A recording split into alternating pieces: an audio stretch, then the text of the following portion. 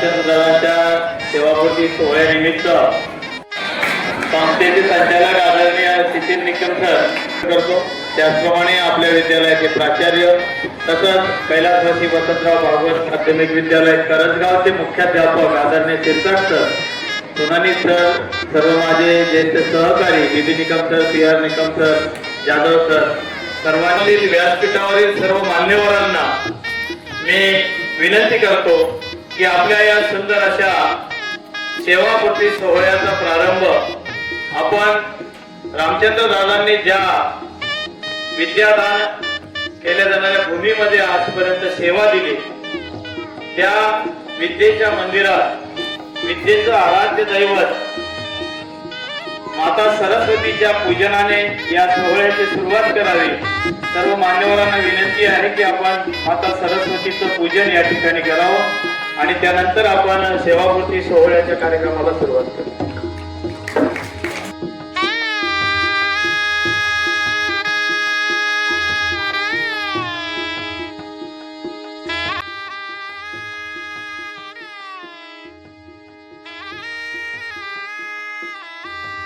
सन्माननीय अध्यक्ष आदरणीय शिशिर निकम सर, व्यासपीठावर विराजमान आदरणीय प्राचार्य साहेब, आपल्या करंजगाव शाळेचे मुख्याध्यापक, आपल्या शाळेचे पर्यवेक्षक आणि माझे सर्व ज्येष्ठ सहकारी बंधू भगिनी आणि विद्यार्थी मित्रमैत्रिणी, मी सुरुवातीला सांगितल्याप्रमाणे सन 1996 मध्ये आपल्या जगदंबा माध्यमिक विद्यालयात सेवक म्हणून हजर झालेले आमच्या सर्वांचे लाडके आदरणीय रामचंद्र आप्पा, यांना जाधव आप्पाही म्हटलं जायचं, पण रामचंद्र दादा म्हणूनच सर्वजण ओळखायचे। त्यांच्या जोडीला दुसरे जाधव आप्पा होते म्हणून यांना रामचंद्र दादा म्हटलं जायचं। 1996 मध्ये जेव्हा ही आपली शाळा जगदंबा माध्यमिक विद्यालय म्हणून गावात वेगवेगळ्या घरांच्या वेगवेगळ्या खोल्यांमध्ये भरली, त्या काळात अतिशय सेवाभावाची वृत्ती असणारा एक तरुण, ज्याचं शिक्षण SSC ITI झाले। ITI झाल्यावर अत्यंत तज्ञ असं तंत्रज्ञ म्हणून ज्ञान अवगत केलेलं, त्याचसोबत हेवी लोड गाड्या चालवण्याचा ड्रायव्हर आणि ड्रायव्हर सोबत सहकार्य करण्याचा सराव असणारे रामचंद्र दादा यांना आपल्या संस्थेचे माननीय अध्यक्ष दादासाहेब आणि संस्थेचे सचिव आदरणीय बापूसाहेब यांनी या तरुणाच्या सेवाभाव वृत्तीला ओळखलं, पारखलं। कारण आपल्या संस्थेचे अध्यक्ष आणि सचिव साहेबांच्या धामणगाव या गावाजवळ असलेल्या खडकीशील गावातून दादांचं या संस्थेमध्ये या शाळेमध्ये आगमन झाले। संस्था चालकांनी या माणसाच्या अंगी असलेला सेवागुण, सेवावृत्ती ओळखली, जाणली आणि त्या काळामध्ये 1996 मध्ये जेव्हा गावात वेगवेगळ्या घरांमध्ये आपल्या शाळेचे वर्ग भरायचे, त्या काळात रामचंद्र दादांचं या ठिकाणी आगमन झालं। असे आल्या दिवसापासून रामचंद्र दादांनी आपल्या आयुष्यात एखाद्या कार्यात वाहून घेण्याची जी वृत्ती असते, ती वृत्ती या ठिकाणी लोकांनी पूर्णपणे स्वतःला आपल्या वाट्याला आलेल्या कामामध्ये वाहून घेतलं। रामचंद्र दादांच्या कामाविषयी आणि त्यांच्या काम करण्याच्या पद्धतीविषयी आपल्या विद्यालयाचे प्राचार्य जे गेल्या 18-19 वर्षापासून आणि त्याच्याही आधी 1997-98 पासून रामचंद्र दादांच्या सहवासामध्ये आहे। त्यांनी दादाचं काम पाहिलेलं आहे, काम करत असताना त्यांची निष्ठा पाहिलेली आहे, कामाची अचूकता पाहिलेली आहे। बरेच लोक काम करतात, परंतु काम करण्याची जी पद्धत असते ती पद्धत आमच्यासारख्या शिक्षकांनी सुद्धा रामचंद्र दादांकडे शिकावी।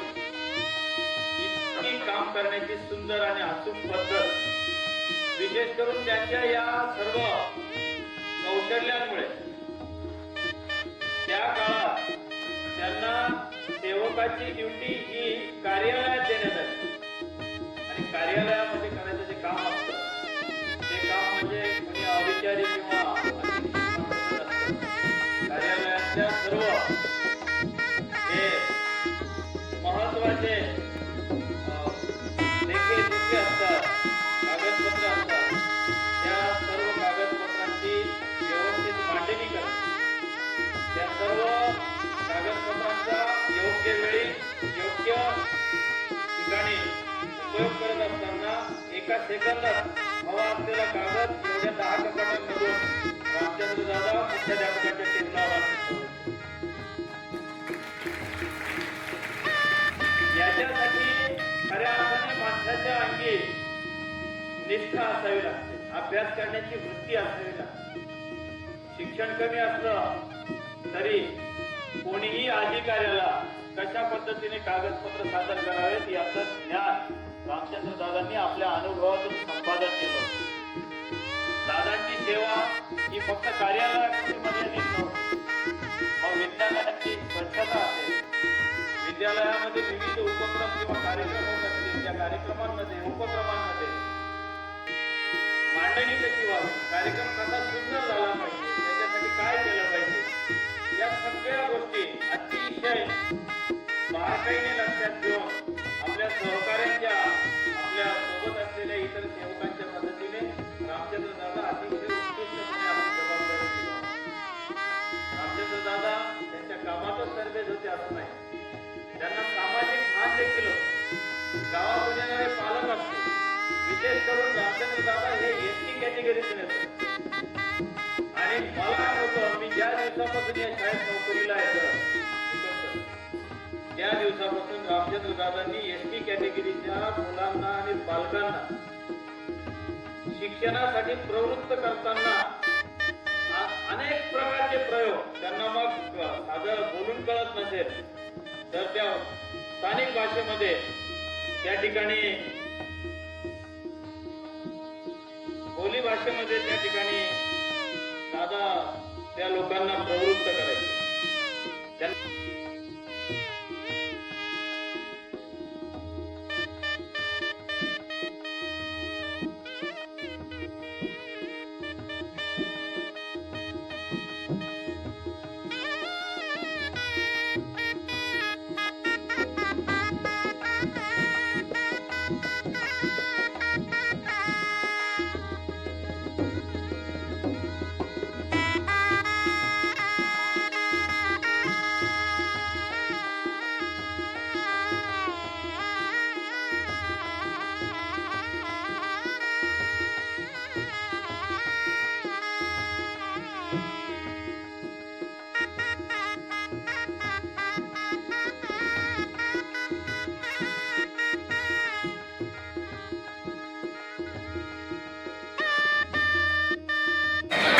संस्थेचे संचालक आदरणीय शिशिर निकम सर आपले 2 शब्द शुभेच्छापर मनोगत या ठिकाणी व्यक्त करतील असे विनंती.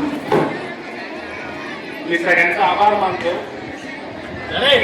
कोणत्या कार्यक्रमाचे अध्यक्ष होणे ते सुद्धा तेवढंच महत्वाचं आहे. सगळेजण रामचंद्र दादा वगैरे म्हणतात, पण मी काय त्यांना कायम नाना म्हणून ओळखतो. नानाची पहिली ओळख माझी साधारणतः मी 4वी-5वीला असेल जेव्हाची.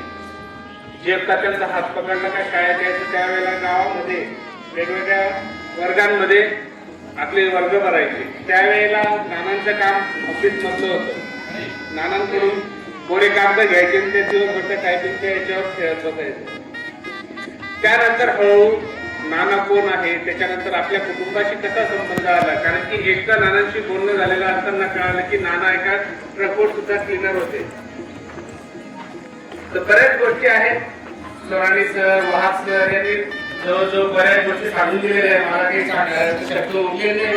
पण महत्वाची गोष्ट म्हणजे नानांनी या शाळेला अतिशय स्वतःच्या कुटुंबापेक्षा या शाळेला जास्त महत्व दिलेलं आहे. जर म्हणायला गेलं तर असा नाना म्हणजे असे माणूस आहे ज्यांनी स्वतःचं सर्वस्व या शाळेला वाहून दिलं, की स्वतःचा म्हणजे जो पगार मिळतो त्या पगाराच्या व्यतिरिक्त जास्त वेळ नानांनी शाळेला दिलेला आहे. आजचं जर बघायला गेलं, आज त्यांचा दिवस समारंभ नानांना फक्त मी एकच म्हणतो की नाना, तुम्ही फक्त शासनाच्या हिशोबाने तुम्ही निवृत्त झालेले आहात. तुम्ही शासनाच्या हिशोबाने तुम्ही निवृत्त झालेले आहात, पण आपलं जवळजवळ जगदंबा कुटुंब, त्याच्यानंतर जय तुळजाभवानी कुटुंब याचे दरवाजे आपल्यासाठी कायम उघडे राहते. आणि नानांकडून एक परमिशन मागतो, तुम्ही आज जरी रिटायर झालेले आहात तर आम्ही जेव्हाही तुम्हाला हाक मारू त्यावेळेला आमच्याकडे असं तुमची परवानगी मागतो. एवढं बोलून मी माझे 2 शब्द संपवतो.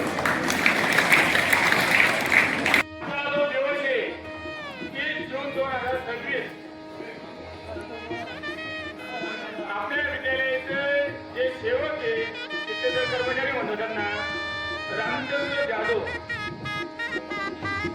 त्यांना आतापर्यंत जी सेवा दिलेली आपल्या विद्यालयाला ती खरोखर वाचण्याजोगी आहे. लक्षात ठेवा,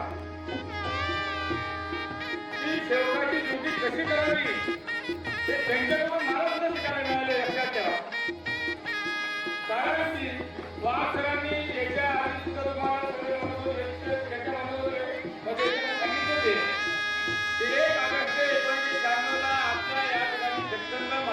लोंढे इथे सेवक रुजू झाले आणि हा शासनाच्या नियमानुसार जे शासकीय धोरण आहे त्यानुसार त्यांचं आज जे वय 60 वर्ष झालेले. काही शिपाई मुलांना 60 वर्षाची सेवा लागते आणि जे शिक्षक कर्मचारी इतर असतात त्यांना 18 वर्षाची असते. तरी रामचंद्र याच्यावरून आता वाटतं का माणसाला ते म्हातारे झाले असं वाटतच नाही आपल्याला. जी त्यांची सेवा दिली आपल्याला, हा फक्त 10 महिन्या काळापर्यंत जो सोडला, इतर जी त्यांनी सेवा दिलेली आहे ती अखंड दिलेली सेवा आहे. 10 महिन्याचे काम आहे तुम्हाला की त्यांची तब्येत बरोबर नव्हती, त्यांना या ठिकाणी आरोग्याने साथ दिली नाही, म्हणून ते 10 महिने की आपल्याकडे उपलब्ध होऊ शकले नाही, का मध्ये मध्ये यायचे, तब्येत त्यांना साथ देत नव्हती. तरी सुद्धा त्यांना आज मी काय केलं की आज एवढी सेवा झालेली 30 वर्षे की त्यांचा सुद्धा सत्कार होणे गरजेचे आपल्याला. विद्यालयाकडून या ठिकाणी आतापर्यंत जेवढे माझ्याकडे जेवढे शिक्षक बंधू शिक्षक कर्मचारी 16 ते 17 लोक रिटायर्ड झालेले आणि त्यांची सेवापूर्ती कार्यक्रम आपण विद्यालयात घेतलेलाच आहे. आणि तो शेवटच्या आता रामचंद्र आता मागच्या 2 महिन्यापूर्वी सुद्धा आपल्याला कार्यक्रम केलेला आहे. आणि आता 2 महिन्यानंतर या ठिकाणी पुन्हा रामचंद्र या ठिकाणी 30 तारीख शेवटची होती शासनाच्या नियमानुसार. त्यांची जी सेवा दिली आधीची ती वाकडे नव्हती. का म्हणतो तुम्हाला की आधीची शाळा होती 95 ते 2000 पर्यंत तिकडे गावात भरायची. त्यांना या ठिकाणी प्रत्येक खोलीमध्ये जावं लागलं, सारं घ्यावं लागलं, साफसूफ करावं लागले. आज आदरणीय रामचंद्र दादांच्या सेवापूर्ती सोहळ्यानिमित्त आदरणीय शिशिर निकम सर उपस्थित राहून त्यांनी अध्यक्षस्थान भूषवलं. मी मनापासून सरांचं खूप खूप आभार व्यक्त करतो. त्याचप्रमाणे आपल्या विद्यालयाचे प्राचार्य तसंच कैलासवासी वसंतराव भागवत माध्यमिक विद्यालय करंजगावचे मुख्याध्यापक आदरणीय शिरसाट सर, सोनानी सर, सर्व माझे ज्येष्ठ सहकारी B B Nikam sir, PR Nikam sir, Jadhav sir, सर्वांनी या कार्यक्रमाचं सुंदर असं आयोजन करण्यासाठी परवानगी देऊन सहकार्य केलं. तसंच सर्व विद्यार्थ्यांनी अतिशय उष्ण वातावरण असतानाही या कार्यक्रमासाठी उपस्थिती दिलेली आहे. आता मी शेवटची